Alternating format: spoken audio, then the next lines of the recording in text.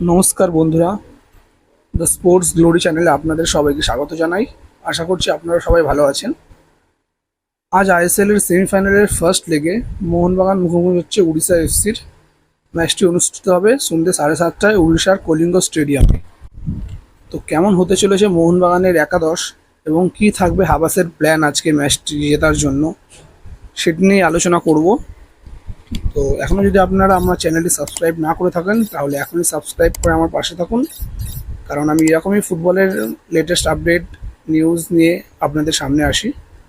তো চ্যানেলটি সাবস্ক্রাইব করে পাশে থাকুন। চলুন ভিডিওটি শুরু করা যাক। তো স্টার্টিং 11 কেমন হবে তার আগে জেনে নেওয়া যাক যে হাবাস কী ফরমেশনে আজকে দল নামাবে। তো যতটা সম্ভব হাবাস আজকে 3-2-3-2 ফরমেশনে দল নামাবে এবং চেষ্টা করবে যাতে উড়িষ্যা থেকে মোহনবাগান সম্ভাব্য একটা পয়েন্ট নিয়ে আসতে পারে। তো কেমন হবে মোহনবাগানের স্টার্টিং 11 চলুন দেখা যাক। সবার প্রথমে মোহনবাগানের গোলকিপারে থাকবে আমাদের ভরসাযোগ্য গোলকিপার বিশাল ক্যাথ, যার পুরো সিজনটা মোটামুটি ভালোই গেছে এবং গোল্ডেন গ্লাভসের রেসেও সেই আছে। তো বিশাল ক্যাথ থাকবে গোলে এবং তিনটে ডিফেন্সের মধ্যে মাঝখানে থাকবে হচ্ছে হেক্টর ইউস্তে, যে পুরো সিজন ভালোই কাটিয়েছে, বেশ 36 বছরের ডিফেন্ডার, ভালোই পারফরমেন্স করে এসছে।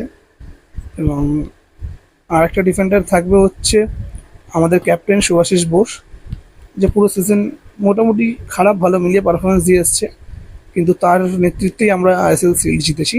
সে থাকবে লেফট সেন্টার ব্যাক হিসেবে এবং আমাদের রাইট সেন্টার ব্যাক হিসেবে থাকবে হচ্ছে আনোয়ার আলী।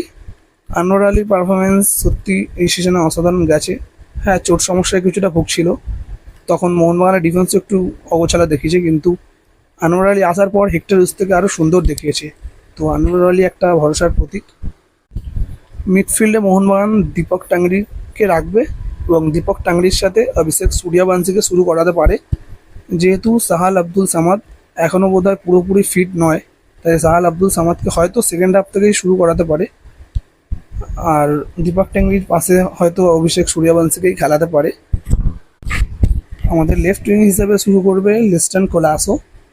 যতটা সম্ভব আগের ম্যাচেও লিস্টন কোলাসোর অসাধারণ পারফরমেন্স ছিল এবং আজকেও লিস্টন কোলাসোকে শুরু করাতে পারে মোহনবাগান। আর রাইট উইং থেকে শুরু করবে আমাদের মনবীর সিং।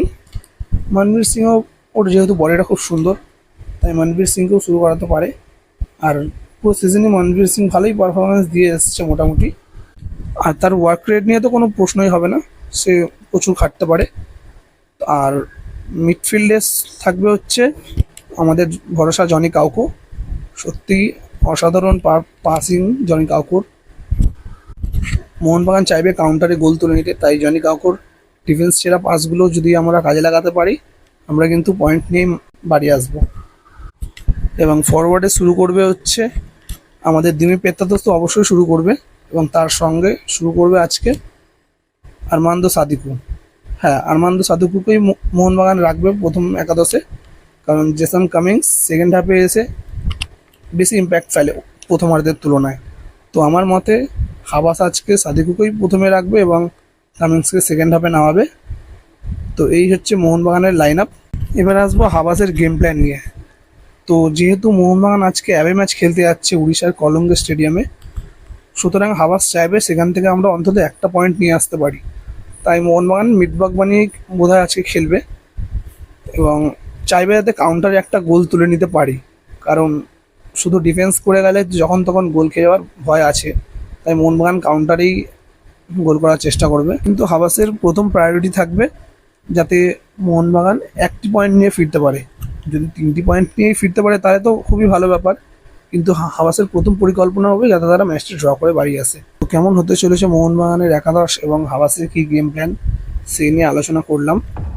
আপনারা যদি এখনও চ্যানেলটি সাবস্ক্রাইব না করে থাকেন তাহলে এখনই সাবস্ক্রাইব করে আমাদের পাশে থাকুন, কারণ আমরা ফুটবলেরই এরকমই লেটেস্ট নিউজ আপডেট, ট্রান্সফারের আপডেট, বিভিন্ন রকমের তথ্য নিয়ে আপনাদের সামনে উপস্থাপন করি।